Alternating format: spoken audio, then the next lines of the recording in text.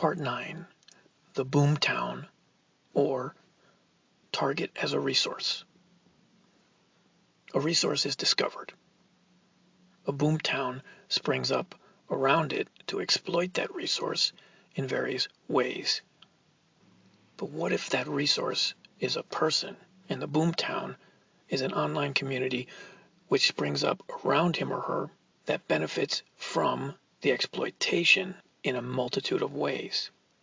As to what makes a person a resource, I've been able to determine that it's their pain and suffering caused by the extreme mistreatment that is bottled up and used as a kind of energy to feed the community, but back to that later. Think of the boomtown as a kind of social ecosystem with niches that are filled by different archetypes.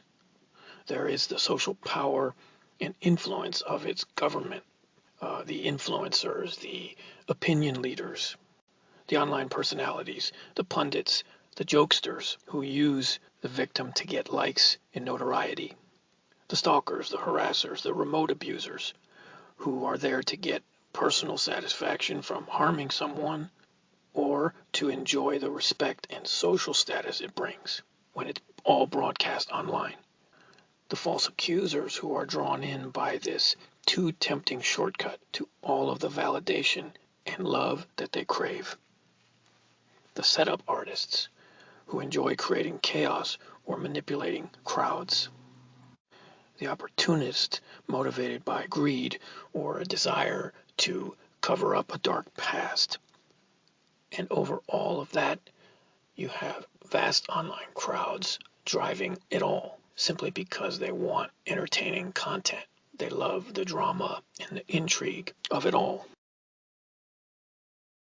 However, the online community or the boomtown always faces a fundamental problem. Besides the illegal and inhumane treatment they subject their resource to. You see, the resource they're all addicted to, that they all depend on, has to be suffering and in pain. That's what creates the synergy where they can all continue to benefit. So when that energy dries up because the victim is ignoring the abuse or moving on with his or her life, the boomtown, a 24/7 online party, starts to fall apart. So in a desperate effort to hold on to power for the ringleaders, the respect for the foot soldiers, the validation for the false accusers, the audience for the two-bit Bill O'Reillys they attract, and for the online population for whom this is a spectator sport. This simply cannot be allowed to happen. It's human nature not to give up what benefits or pleases us, especially in areas where there's no moral authority to step in. To protect the flow, therefore, pressure is applied to the victim in forms of intensified abuse, accompanied by new online character attacks, incidents that are staged, etc., all to keep the precious substance flowing.